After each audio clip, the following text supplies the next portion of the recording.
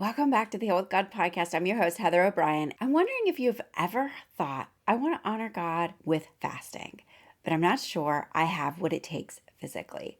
Or maybe you've pushed through a fast before and ended up feeling weak, drained, or even defeated, wondering if you were doing something wrong.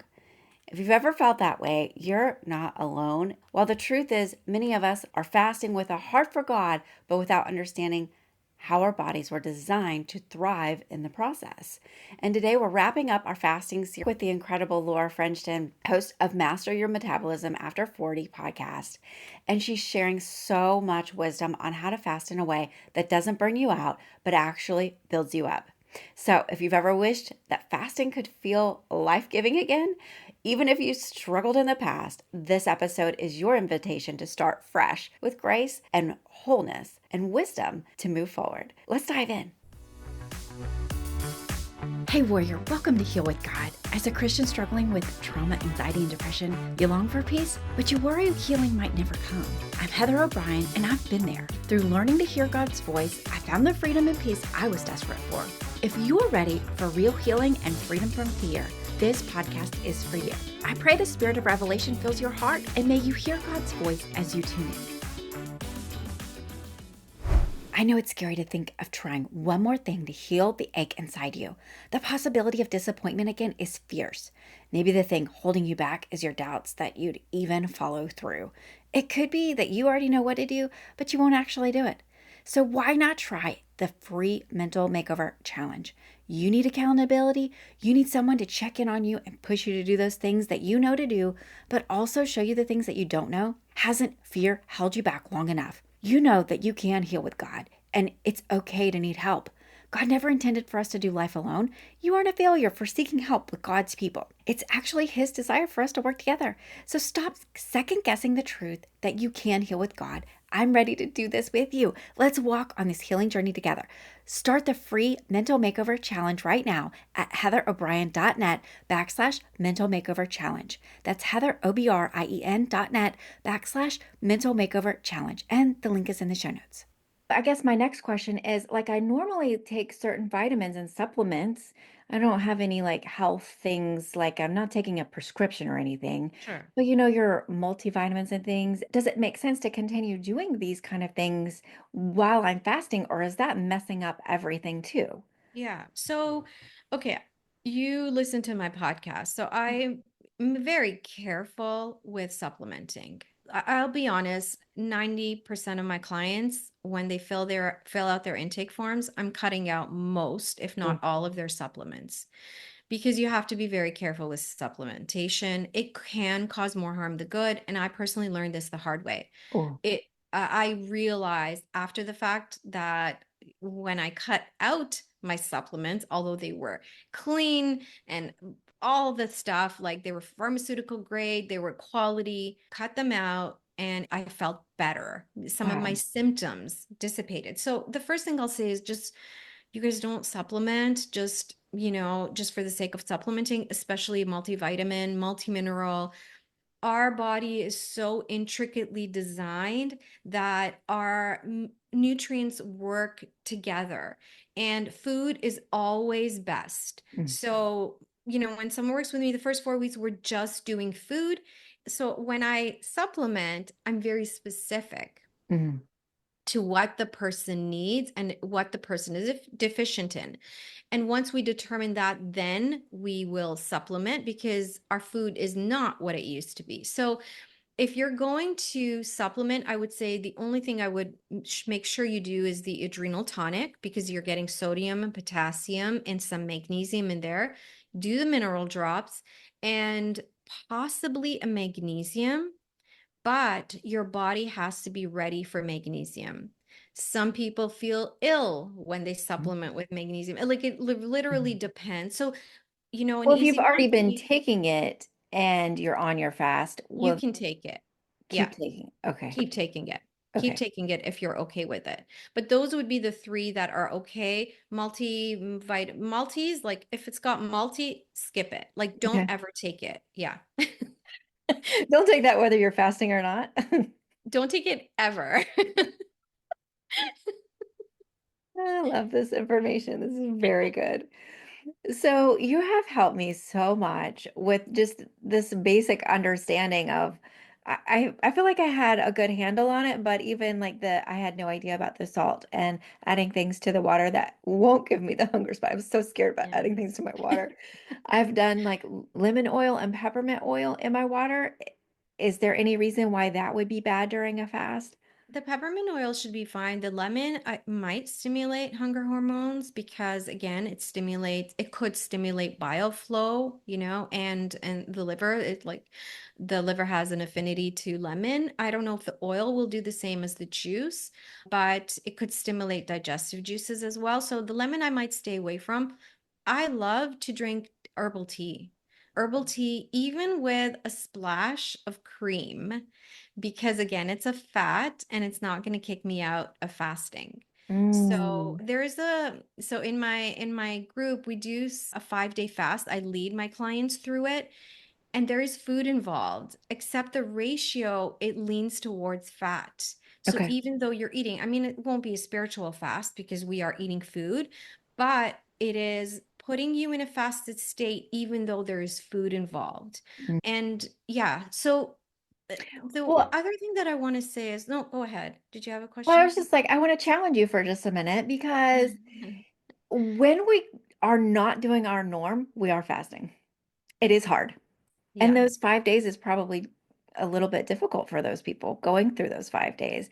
And if we were like, of course, I have to add God into everything. Of like, if they were leaning on God during yeah, those moments of, wow, I really wish I had a cookie true. or whatever, that is fasting. It's fasting our soulish Mm. desires, right? Mm. So I don't, I I mean, I like that. understand for nutrition's sake, there's the word true fast. And I'm like, I'm not being technical at all. I'm just adding my spiritual 2 cents to it. I But like that. yeah, Yeah, they are that's fasting. true. They are fasting. That's true. They are Yeah. fasting. Yeah. So, okay, I was like in the middle of button in. You remember what you were about to say? Oh, I was going to say that whatever, okay, here's another way it just came to me. I like to test my glucose levels. So I don't know if anyone has a glucose monitor at home. If you do, most of it is covered under insurance. So if you have a health insurance plan, you can request one from the doctor, especially if your A1C is up, etc.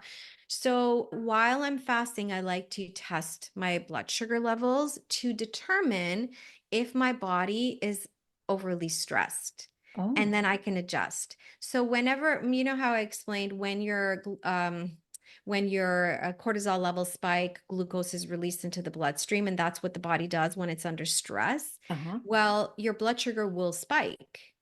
And so I realized this when I was fasting the last time. I decided that I was going to work out like normal during my fast. Mm. No, no, no. So I woke up with a 4.4 blood sugar, which is great. I tested post workout. I was at a like 7.6 Okay. post workout. So my glucose levels just went Yeah, through the roof, and it was a fasted workout. So this was experimentation. I sure. knew this was probably going to happen, but it was like, okay, definitely. So you can get a glucose monitor, and then so let's say you have a tea with some cream, you can test your blood sugar levels after 30 minutes to an hour after to Uh, see where they're at and to see if it spiked. And then So, if it yeah, did, that means, hey, don't do that again. If it don't do didn't, that that again. means you're great. Yes, you're still Okay. in a fasted state. I love Yes. that. Well, so you're talking about teas, and I'm thinking there's several kinds of teas. Does it matter that it's got all these different things in it? Is there anything that any kind of tea we would steer against, or any tea okay? Any herbal tea, just read the label as clean as you can, because some of them do have additives or flavorings, etc. So if it's just herbs, loose herbs, then you're going to be fine. I would stay away from caffeine because for some people, especially when you're fasting for prolonged periods, caffeine does stimulate more cortisol production, again, depending on your body. So if you have a coffee and you get the jitters, then you know that this should be parked. Like when I Okay. was fasting the first time, it was like I had my coffee and I went straight into heart palpitations. And I Oh, thought, okay, well, this is clear that this is not suited for me at this point in my, fasting okay. journey. I feel like I've got about like two more questions if you can stick with Yeah, me. yeah, yeah, So one thought is, okay, I'm thinking like when I do like several days of fasting, I yeah. don't seemingly need as much sleep. Or is that my body screaming that something's wrong with me? Right. That's a good question. So, the research says that you actually need less sleep when you're fasting. Jury's out for me.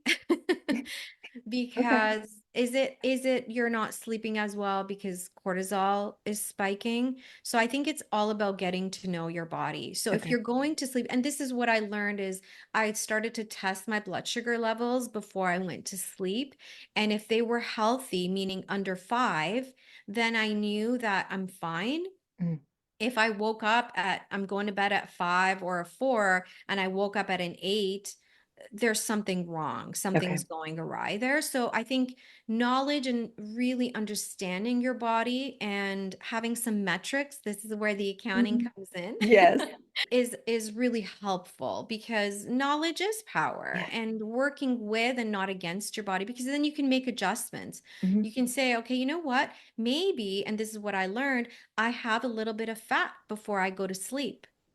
And Okay. that learned helps me get better quality sleep. Interesting. Okay. When Yeah. you say fat before, you said coconut oil. Is there any other options? Yeah. You're So, like literally talking about the kind that's in the jug and you just mhm, scoop it out. mhm. Yeah.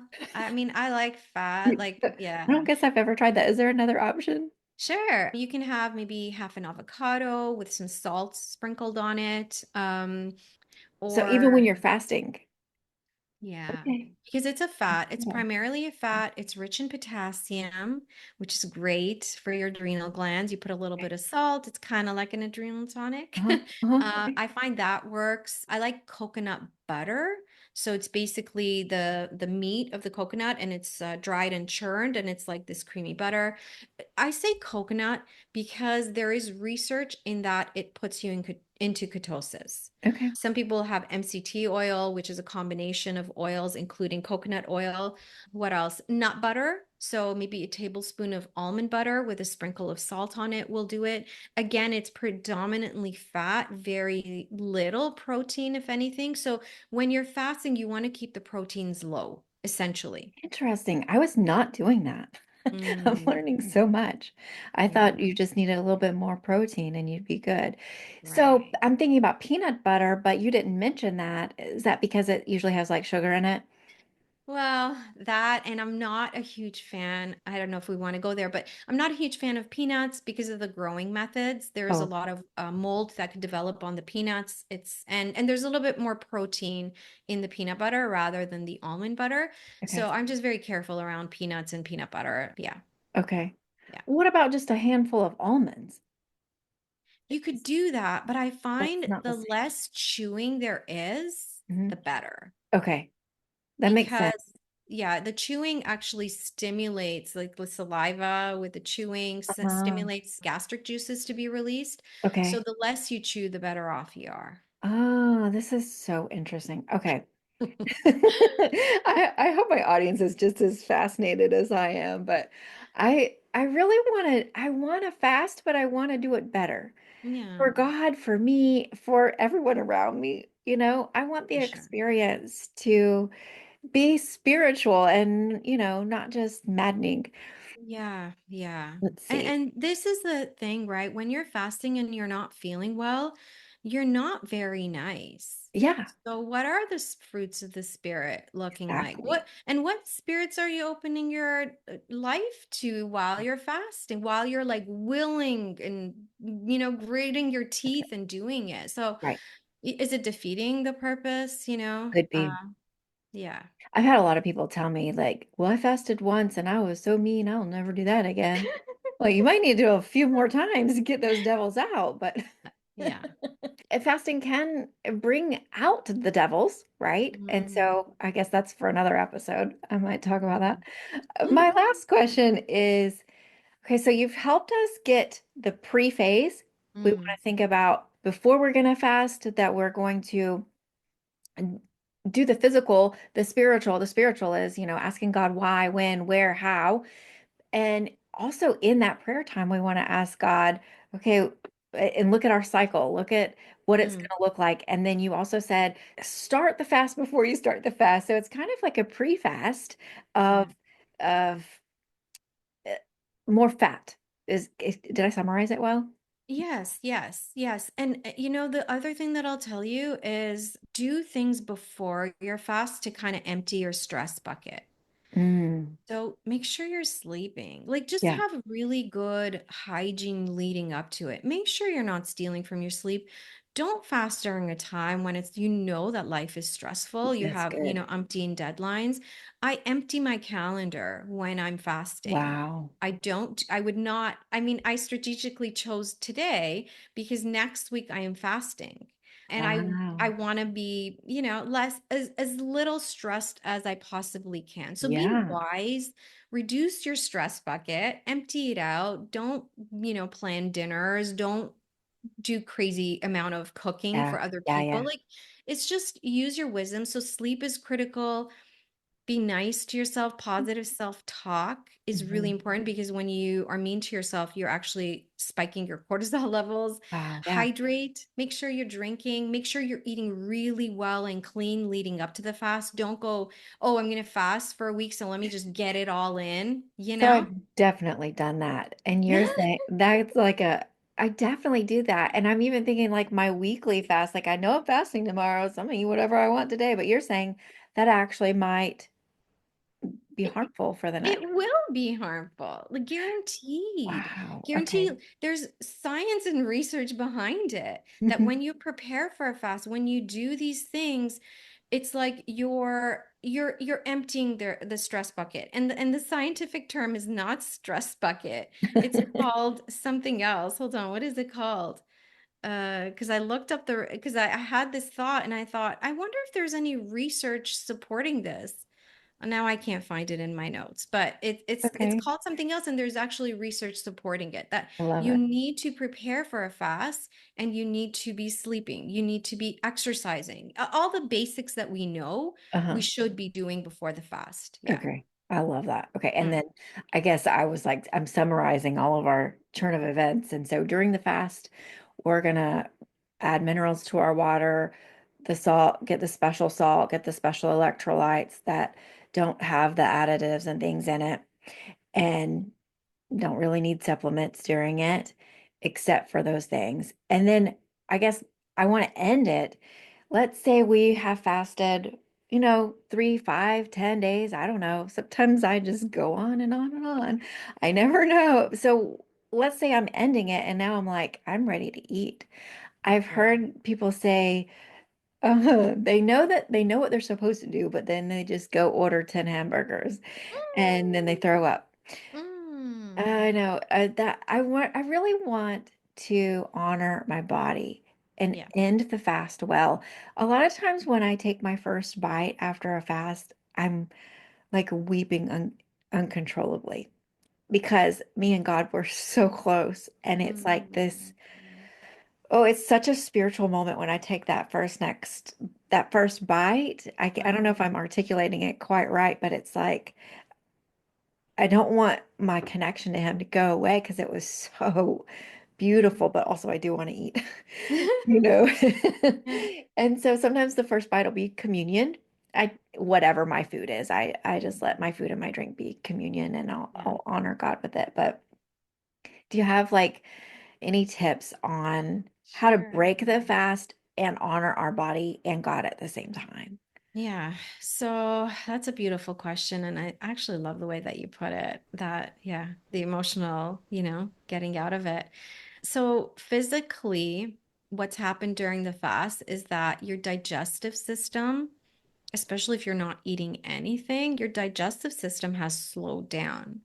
So you need to gently eat, meaning you have to warm up your digestive system. Just like, remember our old computers, they would take a long time to chug, chug, chug and Yeah. warm up. Yep.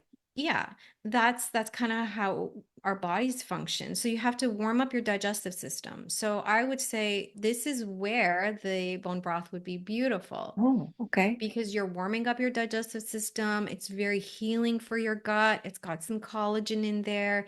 It's got properties to help repair your gut. And there's a lot of research on your gut health improving through a fast. Hmm. So this is a beautiful way to reintegrate it. Then you can, and drink it, wait an hour, wait half an hour, and then, okay, so how do you feel? I feel good. I think I could eat. Then you can have maybe some fermented food. So a kefir would be great if you enjoy it. Maybe, a little bit of sauerkraut. Again, so these are the health benefits. You don't have to go quite this slowly, but you can reintroduce beneficial bacteria to your gut. Mm. So, that would be a great way. And then if you feel good, maybe you do some steamed or cooked vegetables in some fat, like butter or something. And then from there, if you feel well, you can ease into having a full meal and maybe some protein. I would stay plant-based maybe for the first day or first meal at least, because it's easier to digest. Mm. Protein primarily, it takes a lot of energy to digest protein. So make sure Oh, you're chewing well. And that's why I say cooked vegetables, because they're pre-broken down and okay. it's So not easier on your salad. No, definitely not a salad. It Okay. would be hard on your digestive Okay. system. Okay. Okay. Gotcha. If it's not used to breaking things down, Right. because now has to recalibrate. It Uh-huh. has to produce the right amount of enzymes, and it doesn't function well. So if you Okay. have a full meal, you're not going to break it down very well. So kind of ease into it, Mhm. and then you can go on as from normal. Like if you have that first meal and it feels great to you, maybe some lentils with some steamed vegetables, or sauteed, what's it called, spinach with some garlic and olive oil and maybe half a sweet potato, and you feel good, go for it. Go for Move it. on from Okay. there and I eat love as that. normal. Yeah. So it's easy peasy. I love Yeah. this. All Yeah. right. So maybe some of our guests, our audience listeners, are thinking, I want to learn more about nutrition because they probably heard a lot of good nuggets from you. Where do you want to send my listeners to learn more about nutrition? And I know you have a podcast. Tell us all about Mhm. where you want us to go to learn more about you and from you. Sure. I think the best place to go is to the podcast. And from there, you can find me, you can find my website and connect with me if all this resonates with you. So it's called Master Your Metabolism After 40. And maybe you can share the link in your show Mm. notes. Yep. So, yeah, if you just look up Master Your Metabolism After 40, you'll be able to find me. I mean, I work with clients from all ages, but I'm in this space of, you know, I know how stressful our bodies are can get after 35, really, because we move into our perimenopausal years at about 35. So, and I went through my own journey during this time. So I primarily work with women over 35, but yeah, anyone going through any health issues, the root issue is all the same. Let's empty your stress bucket and let's figure out what that is for you, essentially. Wow, I love that so much. Well, I am honored to have you today, and I feel like I just want to give you this opportunity. Is there I've been quizzing you and I gave you like 20 million questions. I want to turn the table on you, and I'm going to offer you this. I did not give you time to prepare, so if you don't have anything right off, that's okay. But Sure. you can ask me a question. Okay. So I'm going to listen to all your podcast episodes on fasting, but tell me about fasting. Like, where does it come from? I mean, I know it's biblical. I've read, the stories, and I know, funny enough, yesterday I was reading in Acts how they fasted, and then right after Paul and Barnabas. Probably. Yeah, so they went on their journey, and it was like they were fasting, and then they did. So that struck out to me, maybe because we were having this conversation today. So what do you see? Like, how does fasting benefit us? Why is it so big on your radar of things to do with God? That's a really good question. Okay. All right, audience, I have not prepared my answer. I'm thinking back to when I first started, because I didn't always do this. I remember hearing my Sunday school teacher say he fasted regularly, weekly, as a spiritual discipline. And I thought to myself, he does it weekly and I've never done it. What it Mm, like, what am I missing out on? And that's a really good question. You'll never know unless you try it, honestly. And you can fast a lot of different things. I think our church will say, let's go on a technology fast, or mm, social media fast, or fast from sweets or chocolates or this or that. And I think really it's when you get down to like truly fasting, like the real like don't eat kind of fast, you really see what is down there. Like, whoa, this is hard. I'm really fighting my flesh in a way I didn't never know. I didn't know that I wanted coffee so bad. I didn't know that I wanted sweets so bad because it's always available. And when I first did it, I thought I need to be able to say no. I want to be able to tell myself no and it not be so hard.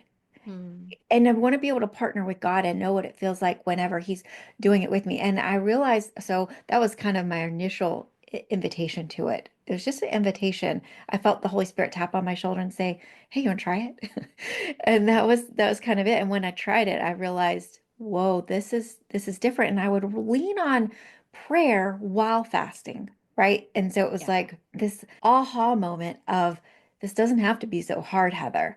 You want to eat, but you're fasting. So what can you do? And I found, wow, I'm not eating, I'm not cooking. I have all this time to pray now.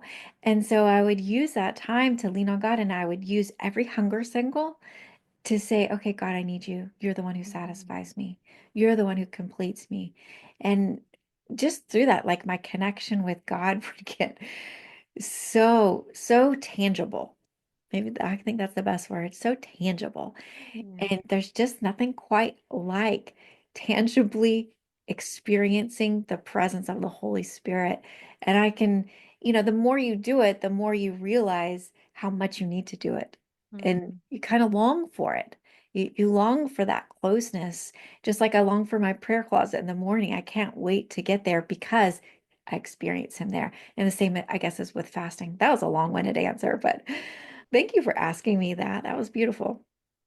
I yeah. heard someone else's podcast doing that where they would let the interviewee ask the interviewer a question at the end. I thought, I'm gonna start doing that I too. love that actually. That's really cool. That's Yeah. fun. Well, friend, if you are here for part two, I just want to celebrate you for staying on this journey of healing and spiritual growth. You're doing the brave work, and that matters.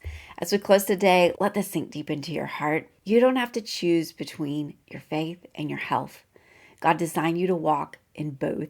And fasting is not a punishment, it's actually just an invitation to a deeper connection with God. And when you partner with God and care for your body at the same time, you're going to unlock a level of wholeness that brings lasting peace and breakthrough. So here's your continued activation. I want you to keep asking the Lord how He wants to shape your fast and how He wants to strengthen your body along the way. Keep asking, and possibly maybe you want to journal out and uncover any more lies that have made you feel like fasting is a burden instead of a blessing. And keep speaking truth over yourself. Remember, declarations are super powerful. Say them out loud if you can and speak to your soul.